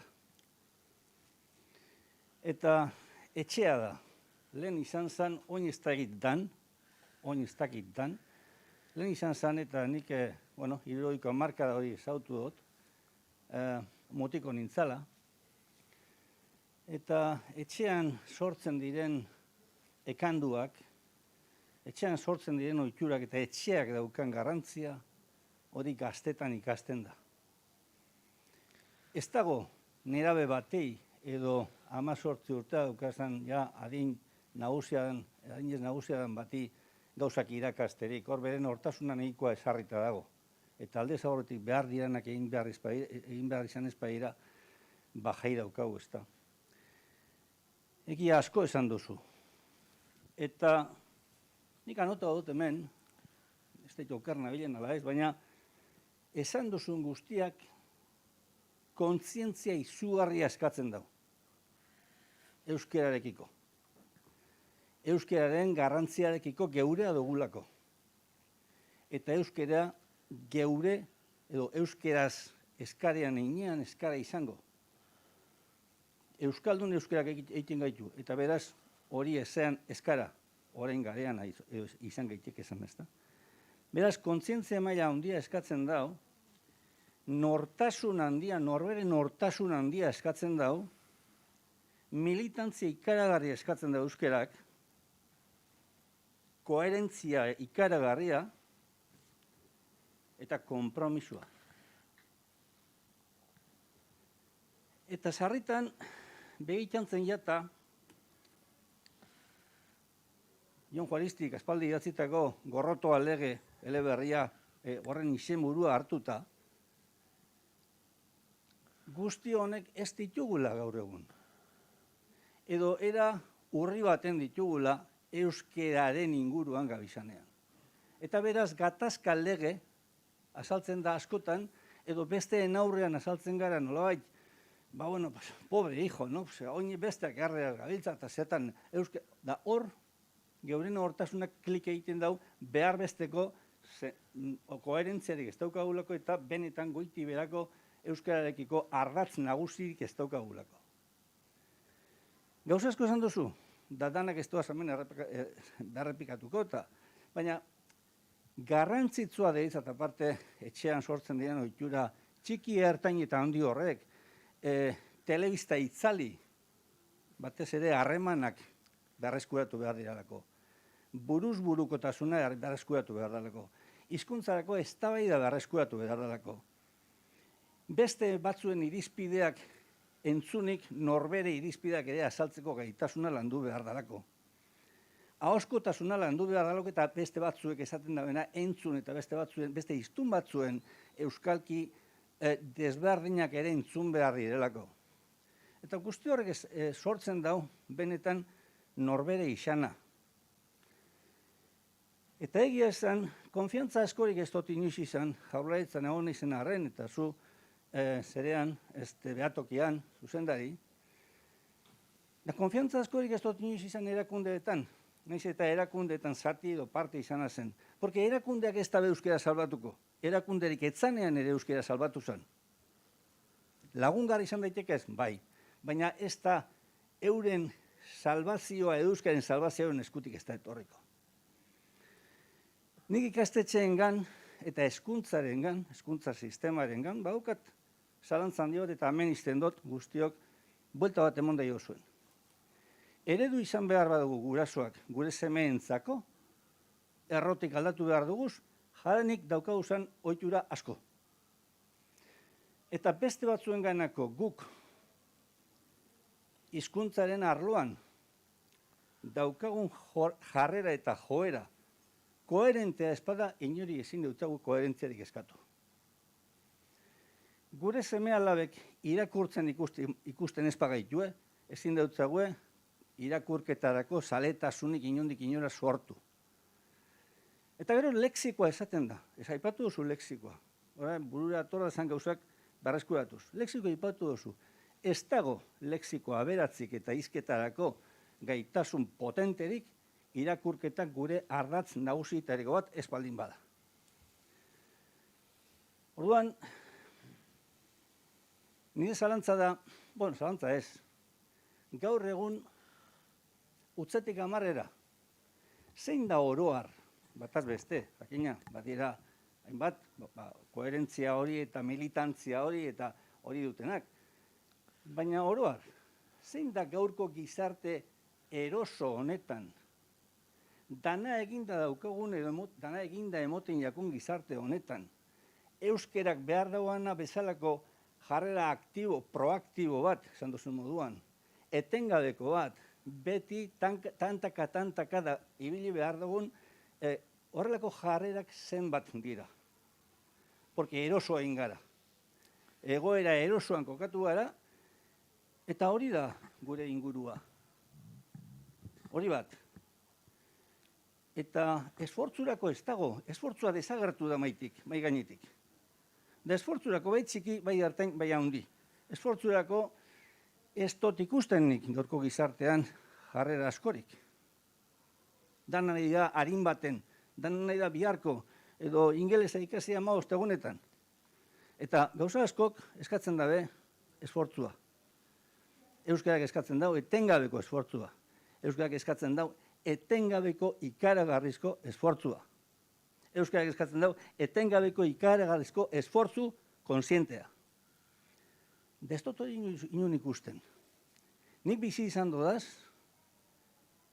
lehen aipatu duzuzan, 70 hamarkadan, 70 hamarkadan, egon ziren movimentuak Euskararen inguruan, kulturaren inguruan, identitatearen inguruan, gaur ez doaz ikusten. Gizartea lozorroan dago eta gutxi irakurtzen da. Eta gutxi irakurtzen dago gizarte batek, edo gizarte bat, niretzat maila kulturalean hilda dago. Gazteleraz gutxi irakurtzen da, euskaraz ere gutxiago. Orduan, sustar horrekaz, uste dozu horreko bera egin daikela? Nik esperantza badaukat, baina ez dakit egia esan, oraingo adar honekaz, ondorengo urteetan hobera ingo dugun, nahiko neuke. Eskerrik asko. Bai, esker mile zuri Gorka galdera eta azalpenagatik.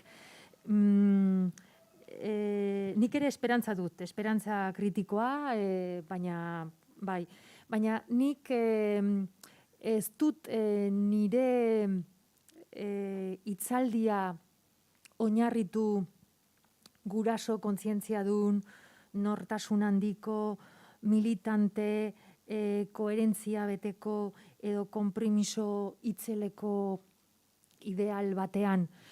Batzuk neurri handiagoan, tikiagoan, izanen dira militate, konpromisodun, eta baina dena delako guraso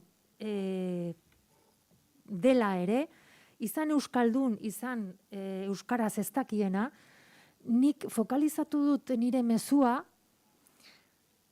aurrendako ze onura handia izan daitekeen euskara izatia baliabide, komunikazio baliabide osoa. Euskara sentitzia bere behar komunikatibo guztiei erantzuteko moduko tresna dela. Hori bizitzarako eta gu bizi garen testu inguru honetarako kapital handia dela aurrarendako eta etorkizunean izanen den helduarendako. Eta hori bai guraso guztiek, baita maisu maistre guztiek sina dezakete. Nik hori nahi dut, nik nire umei hoberena eman nahi diet. Nik hori nahi dut nire umeendako. Euskaraz balia daitezen, eroso, seguro, eta ez euskaraz bakarri, noski, baina euskaraz ere bai. Euskara izan dakiela, erran bezala, komunikazio baliabide sendoa. Errekurso bat bizitzarako, eta ongi bizitzeko gainera. Nik horretan oinarritu dut. Oinarrituko baginu edozein mezu, bakarrik kontzientzia, nortasun, militantzia maila handiko pertsonengan oinarritzeko, kontxo, agian oso hankamotz ibiliko ginateke. Zertaz, egie da, gizarte moduan, 60ko edo 70ko hamarkadan zegoen aktivismo hori, kontzientzia kolektibo hori, hizkuntzaren aldeko nolabait gogo hori, gaur ez dago. Gaur gizartea bertze bat da. Eta gure bizitzak bertzelakoak dira, gure kalea bertzelakoak dira. Orduan, bakoitzak izanen du nahi duen implikazio maila hizkuntzarekin, baina nik uste dut aurrendako onena desiratze horretan guztiek bat egin dezaketela. Eta nik hortan funtsatu nahi izan dut nire mezua. Eta nik uste dut hori onargarria zaikula guztioi. Hori desiatzea gure aurrendako. Euskara izan daiela haiendako komunikazio baliabide osoa. Eta horretarako eman ditudan gomendio edo egin dudan hausnarketa osoa. Baina, bueno, arrazoia ematen datzut egin duzun analisian, bai. Sondo, beste galderaren bat edo, animatu.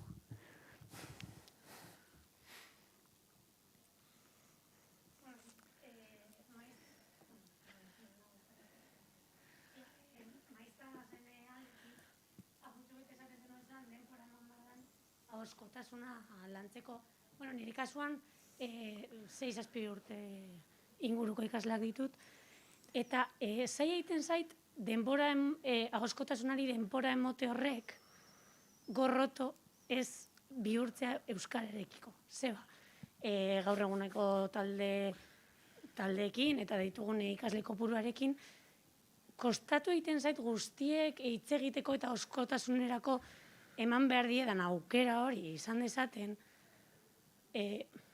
aspergarriaz bihurtzea. Egia da esan duzun bezala gero eta garrantzi gehiago ematen zaio ere eskoletan ere ahoskotasunari, bai edozein hizkuntzetan uste dut, baina euskeraz nire eskola bai inguru ordaldun batean daukokatuta, eta bai, eman behar zaio ahoskotasunari eskola askotan ez dakiz ez zaio, bi zaio ahoskotasuna, o tartetxo bat egunero, eta kostatu egiten zait tarte hori eskaintzea, eta zelan orekatu aspergarri ez bihurtzeko 6-7 urteko ikasleekin euskera ez dela bat ere haien hizkuntza erosoa edo, eta karo, ez izate haientzako suplizio bat. Eta oso gogorra egiten zait. Eta benetan, pena emoten dit, hasi gara aurten, astean saio bat, ni tutore bezala, astean saio bat gazteleraz emoten. Eta ikustea, zelan gozatzen duten ikasleek, haien sentimenduak, bizipenak, beharrak, saio horretan, astean saio bat, gaztelera, zelan gozatzen duten, ezkidozein testu jartzen die, ez dakize. Eta benetan, pena moten dit, porque ezki ikuste ditut, ez sufritzen, baina, karo, haientzako oztopo den, porque oztopo da haien funtzionaltasunean, euskeran, gelako eguneko 90%-rentzako, oztopo bada orduan, gehien bat ez dakit, ahoskotasuna zelan gestionatu, izugarri kostatzen zait. 6-8 urte tarteko ikasle talde batekin, jakin daia, 6 urte daramatzetela, haien etxeetan, euskera referente oso gitzi izana, karo, eta niri hau etortzen zait, 6 urtekin. Osa, nik ez daukat jaio berria direnetik, eta hala ere apuntatu ditut, eta batzuk ere jaban dituen familientzako aholku danak, eta horiek danak horregamaran eukita, baina nik zelan gestionatu hori inguru erdaldun batean. Bai, aipatzen duzuna oso interesgarria da, eta agerian uzten du horrek, nik uste dut, oraindik hizkuntzaren didaktikan, euskararen didaktikan,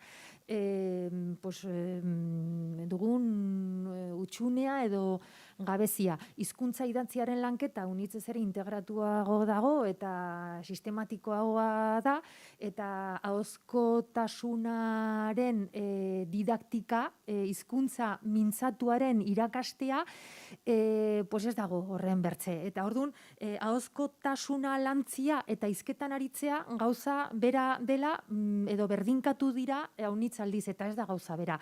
Eta gaur egun ahozkotasunaren lanketan, badaia korpus teoriko bat eta metodologia kontrastatuak ahozko testu generoen bidez egiteko, eta hori alde batetik. Nolabait, tradizio falta, ahozkotasuna hizkuntza idatziaren didaktika bezain zorrozki edo sistematikoki lantzeko ohiturarik ez edo tradiziorik ez dagoela, eta hori eratzen ari da, hori alde batetik. Gero bertze gauza bat, 6-7 urteko haurrak, inguru erdaldun batekoak. Seguraski hizkuntza gaitasun murritza, urria izanen dute oraindik. Beraz, beharko da hori konpentsatu, arrond divertigarri, arrond gozagarri diren jarduerak planteatuz. Eta hori bai erronka da. Hori zuek ikastetxean inor baino beki ezagutzen ditu ikasleak edo ikastalde hori, eta hori nola txerta daiteken zuen programazioan eta kurrikulumean agertzen dena, nik ustut horrela bete behar dela motivazioaren faktorea, ez dagoela idatzita, baina, edo ez dakit agian zuen kurrikuluman bai, Nafarroakoan ez dago motivazioa idatzita hola, motibatu behar dira aurrak, baina egia da, motibatu behar direla.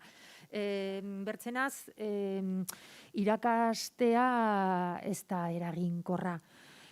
Eta orduan, hortan dago erronka, nola uztartu ahozkotasunaren lanketaren sistematizazioa, testu generoen lanketa eta hori egin daiteke aurrezkuntzatik bertatik, eta horretarako izan dira argitalpen oso interesgarriak azkeneko urtetan. Buruan dut bat Josune Zabalarena, gero nahi baldin baduzu igorriko datzut, ematen baldin badiazu helbidea, igorriko datzut.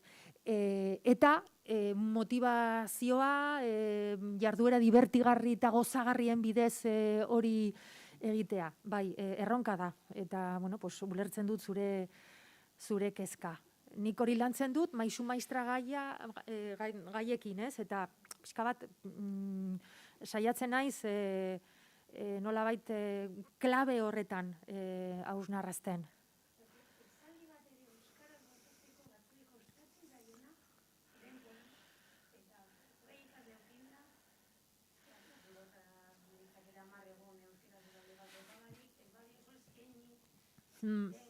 Bai, eta bai, gauza simplenak errateko zailtasunak. Eta orai hartio, zaindu da inputa, ze garrantzitsua da aurrei input ona ematea. Baina aurrek ere hitz egin behar dute. Osea, aurren outputa ere beharrezkoa da. Eta hori nola kudeatu 20 ikasleko talde batean. Pues, agian, lehenbiziko neurria egin behar da, talde txikiagotan banatzea, nolabait, mintzamenari garrantzia emateko.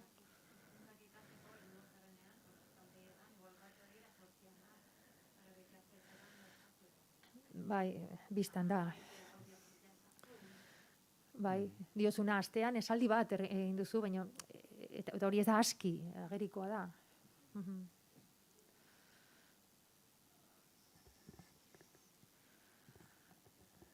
Beste galderarik edo?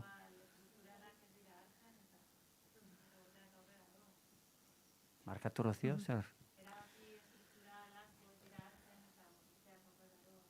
Bai, erabaki horiek ez daudela maisu maistren esku. Hori dagoela, nolabait ikastetxearen egitura edo kurrikulum mailako erabakimen handiagokoen baitan, bai.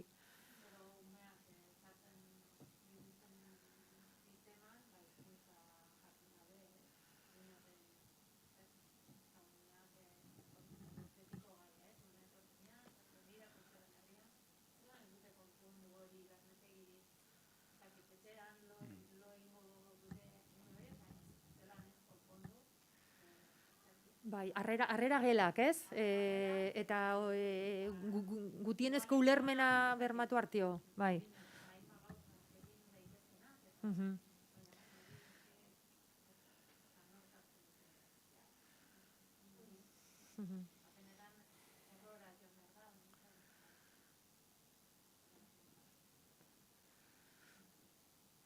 Ondo.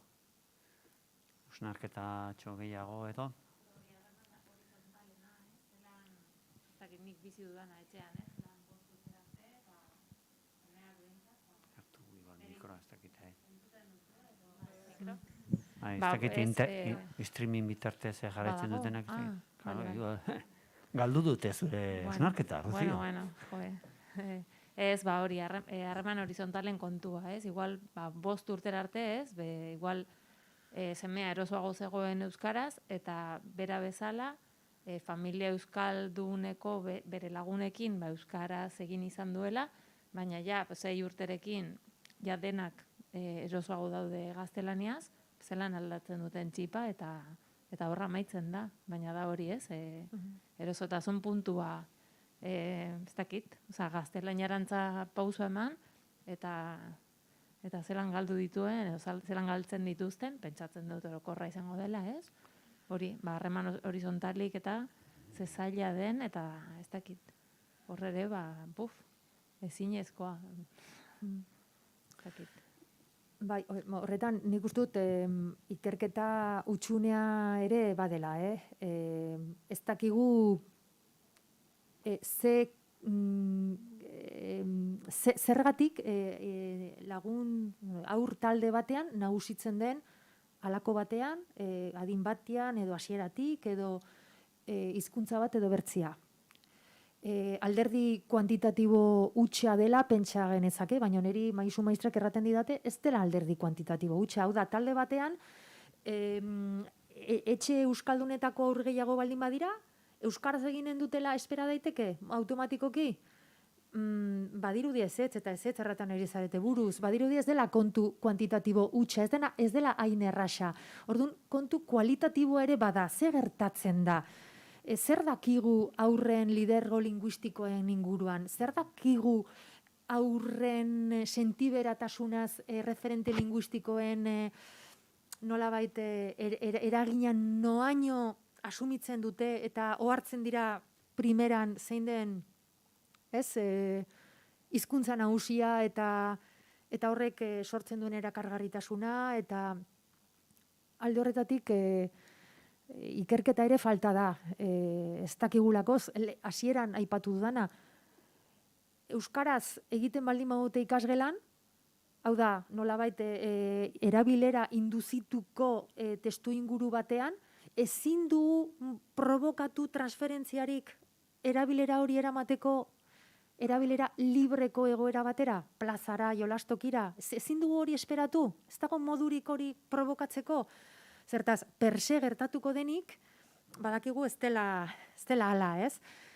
Baina hori provokatzea, ez? Hori errestea, hori albidetzea, ze modutan, ez?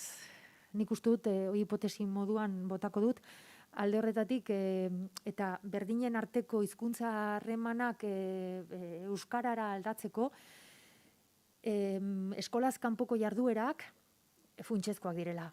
Egiten aldutelako zubilana.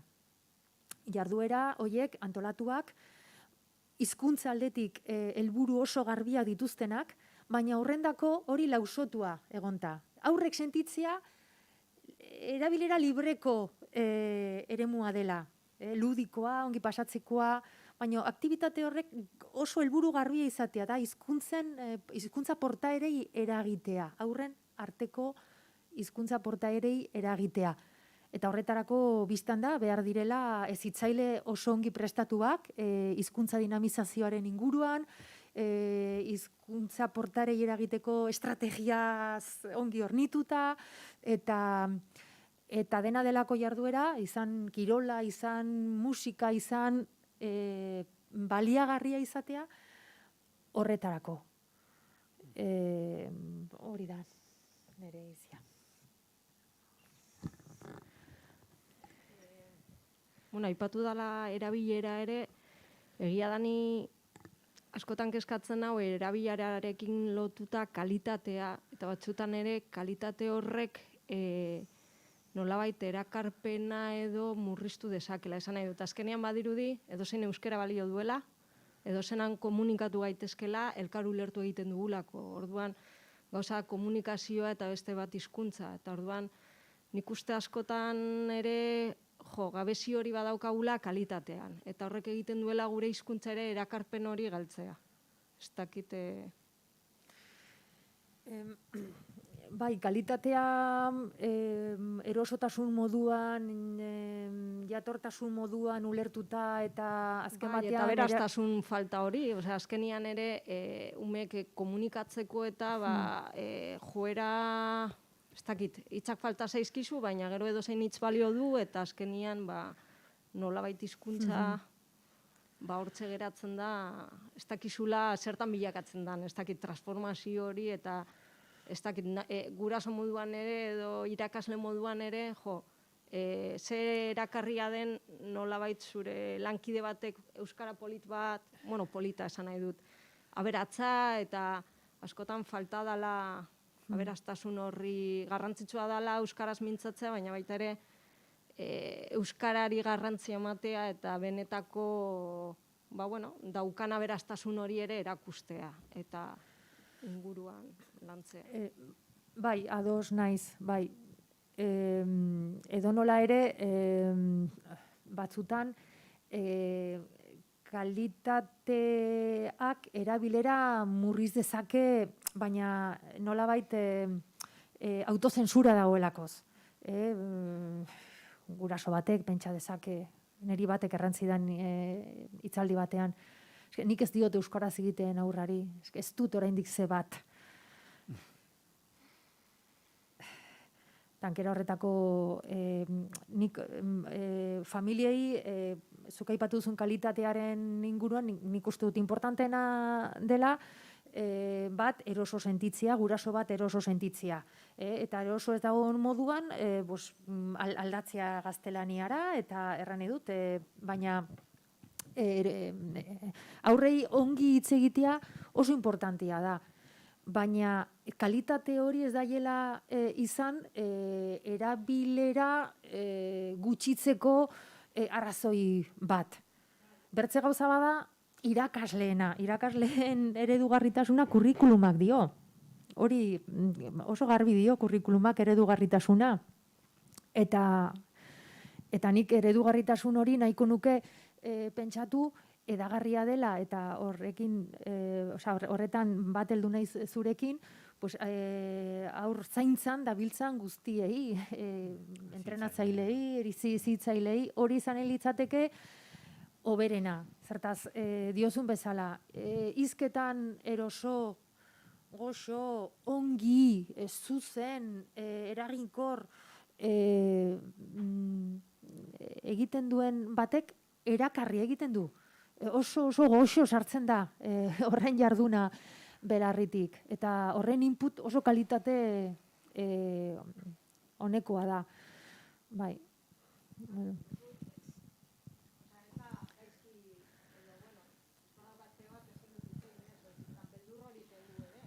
Eta beldurra kenduta ere, nolabait zurekin elkarrizketa bat izanik, ez da zuzentzia, baina beldurra daukagu nolabait erakustea, zelan, ez, itxaron hau lan, eta nik uste horretan ere, batzutan galdu egiten dugula.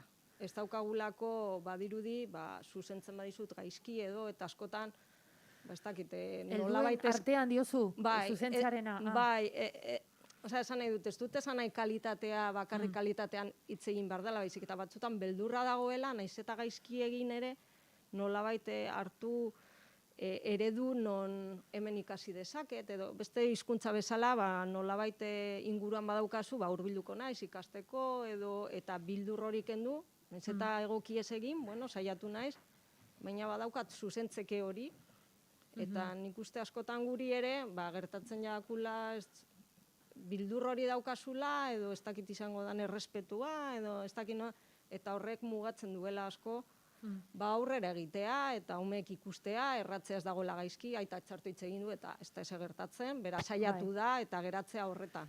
Hori da, bai. Eta erabilerak luzera kalitatea ekar dezake, Hori zebera, askotan, esan nahi dut, kalitatea bilatu, baina bildur barik, eta danak batera, askoz gehiago bidea luzeago egingo gendula, hori helburu izanik, baina, bakoitzak bere bidea jarraitu, sinolako problema barik. Oso ondo. Mikol, azkeneko hausnarketatxoa, ordua aurrera doata. Bai, ni berekin bat nator, batez bai ikusten doaz gauzabi, ezta? Neraben artean edo nagusien artean, batzutan kalitatea ez da inbeste zudiozuna, zuzentasuna, zorrostasuna, eta beste hori alkarrenganako hizketan, ezta? Baina bai, batez egitura minimo batzuk ondo ezarrita hitz egin. Joskera landu. Ez da gehiagorik eskatzea. Nik sarritan pentsau izan dut. Gazteleraz notaritza batera joan eta alderantziz hitz egingo gendu, esan nahi dute sujetuatzen jarri eta berbo aurrean jarri eta gaztelerazko estruktura propio hori alderantziz jarri eta hitz egingo gendu, begiratuko genduke oso txarto ez da. Eta sarri askotan, eta gazteengan hori bai, ni ikastetxekin harreman zuzenean hainbatetan, eta bai ikusten dut joskerarik eza, euskararen joskerari errespetu, hainbat errespetatzen ez dan joskeraz hitz egitea, ez da.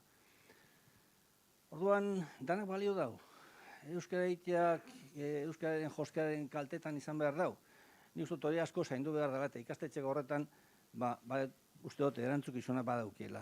Baina horretarako jakinen behar da, eta zuzenduin behar da, eta zuzenketa lana ere, ni uste dut ikastetxetan egin beharko litzatekeela. Da etorri esaten da benari, etorri da, joskera hori dalako.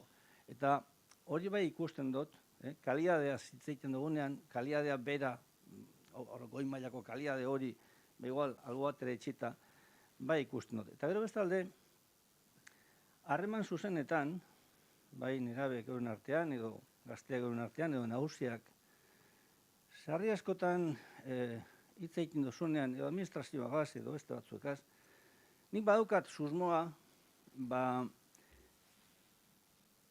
informazioaren transmisio hori niri txateltzen. Ez dakit zer esan nahi dauztan aurrean daukadan iztunak, berak darabilen euskerari jaramon egiten badutzat. Hizkerak potentzia ikaragarria dauka. Hitza oso potentea da, ondo erabili ezkero. Baina, hitza txarto badarabilzu azkenean, mesua ez dakizu zein dan. Etxatzu mesua heltzen da, ez dakizu, da hor, sortzen da, komunikabide horretan, komunikazio horretan bai sortzen da, sarri askotan, erderara jotzea. Zeraitik, denpora galtzeko ez daukazu. eta eztabaida baten sartzeko bez. Orduan, alde batetik kalidadea, zorroztasuna, zuzentasuna eta guzti hori, banik ez dait, eskatu behar da, baina batez be joskera. Joskera minimo batzuk ondo egin behar dira. Nik ez dut nire burua alemanez joskera kaskar baten ikusten, edo gazteleraz. Orduan, euskerak duintasuna ere behar dago. Eta duintasunak, nik uste dut, duintasuna agertzen dela euskararekiko, ganoraz hitz egin da, edo ganoraz estrukturak mantendu, ezta. Orduan, apur bat, zuk esan duzunagaz, bai banator bat, kalidaderik ez, ez da hori, hainbesterik uste ikusten, baina gero joskeran sarri askotan gazteengan, da horrek arduratzen da, porque joskera gaztetan esartzen diren joskerak gero zuzentzen dira, batzuetan, beste batzuetan ez, ezta. Da hori bai ikusten dut. Joskerari etxakola inbesteko garrantzirik emoten, da bai edozelan izeiti horreri, eta sarritan hori ez da komunikazio biderik egokiena. Eskerrik asko, Gorka. Bai, joskera da, hizkuntza baten egiturazko elementuri sakonena.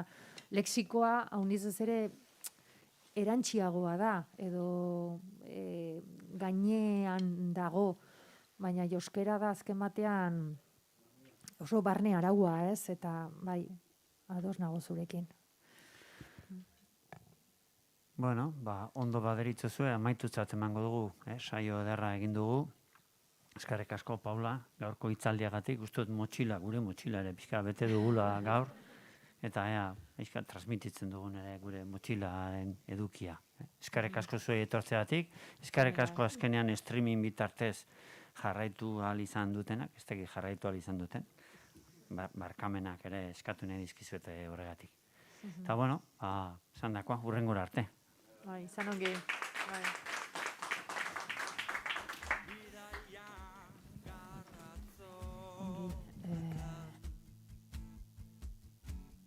Urrundu gara sorlekutik.